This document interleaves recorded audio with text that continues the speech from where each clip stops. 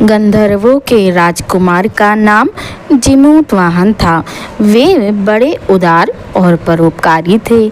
जीमूतवाहन के पिता ने वृद्धा अवस्था में वानप्रस्थ आश्रम में जाते समय जीमूतवाहन जी को राज सिंहासन पर बैठाया, किंतु इनका मन राजपाट में नहीं लगता था। वह राज्य का भार अपने भाइयों पर छोड़कर स्वयं वन में पिता की सेवा करने चले गए।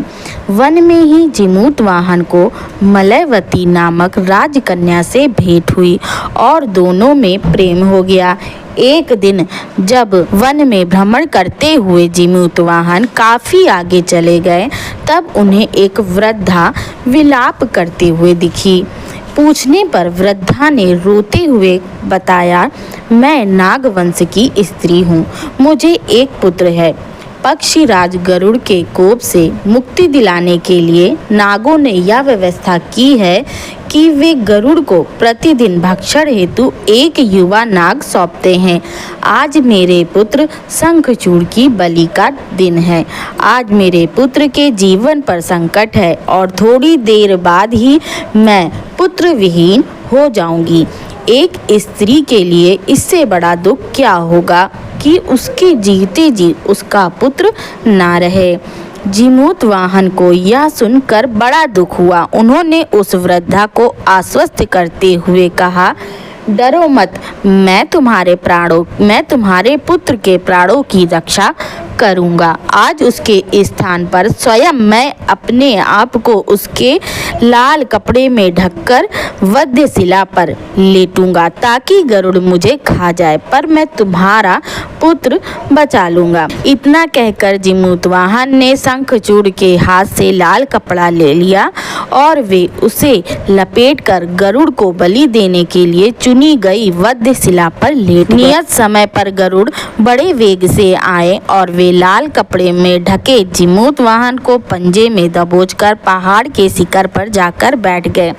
गरुड़ ने अपनी ओर चोक के प्रहार किया और जीमूतवाहन के शरीर से मांस का बड़ा हिस्सा नोच लिया। इसकी पीड़ा से जीमूतवाहन की आंखों में आंसू बह निकले और वह दर्द से कराहने लगे।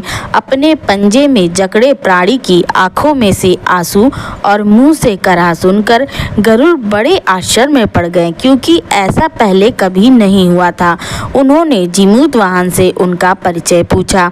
जीमूतवाहन ने सारा किस्सा कह सुनाया कि कैसे एक स्त्री के पुत्र की रक्षा के लिए वह अपने प्राण देने आए हैं।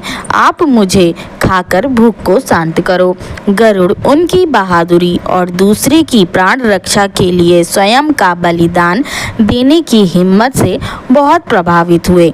उन्हें स्वयं पर पछतावा होने लगा। वह सोचने लगे कि एक मनुष्य यह है जो दूसरे के पुत्र की रक्षा के लिए स्वयं की बलि दे रहा है, और एक मैं हूँ जो देवों के संरक्षण में हूँ किंतु दूसरों की संतान की बलि ले रहा हूँ। उन्होंने जीमूतवाहन को मुक्त कर दिया।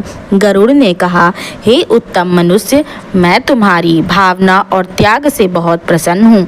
मैंने तुम्हारे शरीर पर जो घाव किए हैं उसे ठीक कर देता हूँ। तुम अपनी प्रसन्नता के लिए मुझसे कोई वरदान मांग लो। राजा जीमूतवाहन ने कहा कि हे पक्षीराज, आप तो सर्वसमर्थ हैं। यदि आप प्रसन्न हैं और वरदान देना चाहते हैं तो आप सर्पों को अपना आहार बनाना छोड़ दें। आपने अब तक जितने भी प्राण लिए उन्हें जीवन प्रदान करें।